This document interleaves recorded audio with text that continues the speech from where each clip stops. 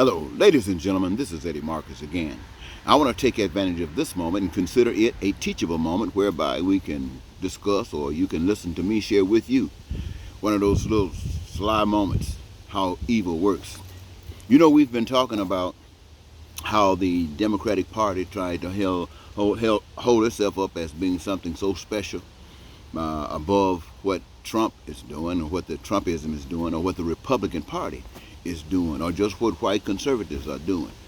You know, they want to say that they're special. In reality, ladies and gentlemen, I've given you the message and all of the information you need to say that they are nothing different than Trumpism. The things that they're putting down, the things that they hate. They're on the same path, doing the same things. They're just trying to hold back, which makes it obvious that this game is being played and there's a master somewhere else. Because the only way this game can continue to be played like this is for some other power to be running this show. People are not this, or should I say, I don't know what the answer is to that. But here's what I want to show you, ladies and gentlemen, about how it operates. So everybody says Biden. Well, Biden's plan. Well, the truth of the matter is that we ought to, where do we come from saying Biden's plan? Okay, so Biden used what he could use to get in office.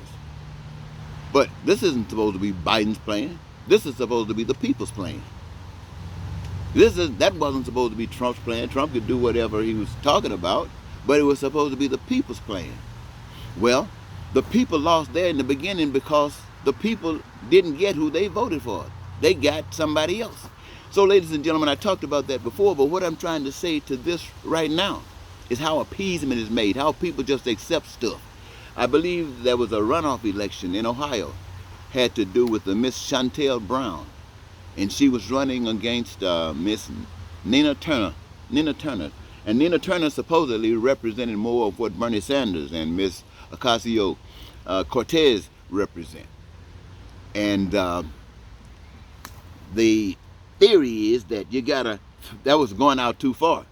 Going out too far, Bernie Sanders. Going out too far, Miss Cortez. You guys were going out too far. Why were you going out too far? Because you were concerned about all of the people.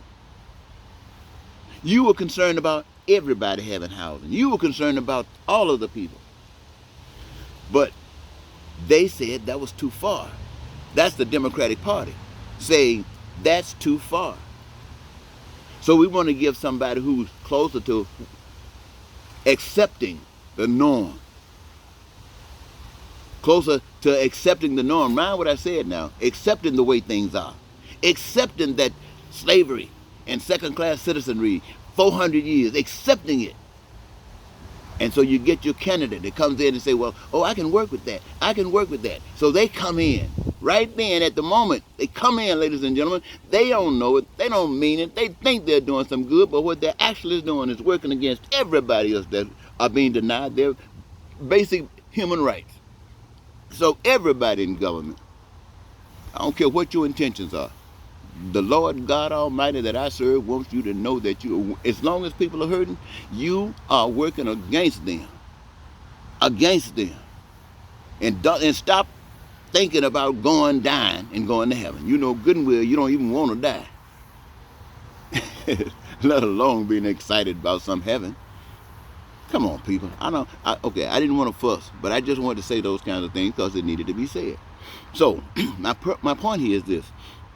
The only legitimate way that anything can happen, positive, is for the people who recognize that man is evil, and he's not going to give you any direction that's legitimate, filled with love, that will cover everybody.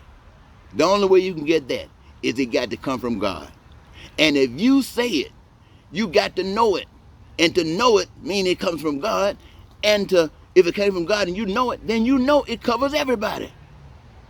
You know it covers everybody. And now you are empowered to go forward and express it for everybody. And everybody else who don't know it can't do it. And they're going to be upset at you who can do it, doing it. But that's your job. So don't get upset like I did. I did this stuff for about 25, 30 years, and then having come out of prison behind it in 2000, I've taken a break. I've been talking, but I haven't been walking. Now I'm going to get to walk, and I'm telling you, you're going to have to walk too. If it's real, I don't even have to tell you that. And I'm not asking you to walk. I'm going to walk because I know it's real. And I'm going to speak for all of you. I don't care if you stand with me. You don't have to stand with me. I'll talk with the mayors. I'll talk with the governors. I'll talk with these pastors. I'll talk with everybody that'll open their ear. And I'll speak for every last one of you while you sit down and do whatever you do. I don't care. I have to do this. Why? Because this is God's love that I'm speaking for. Boy, that sure sounds good. Now, what else did I want to say? Well, I think I about said everything.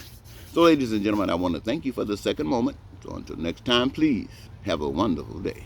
Goodbye.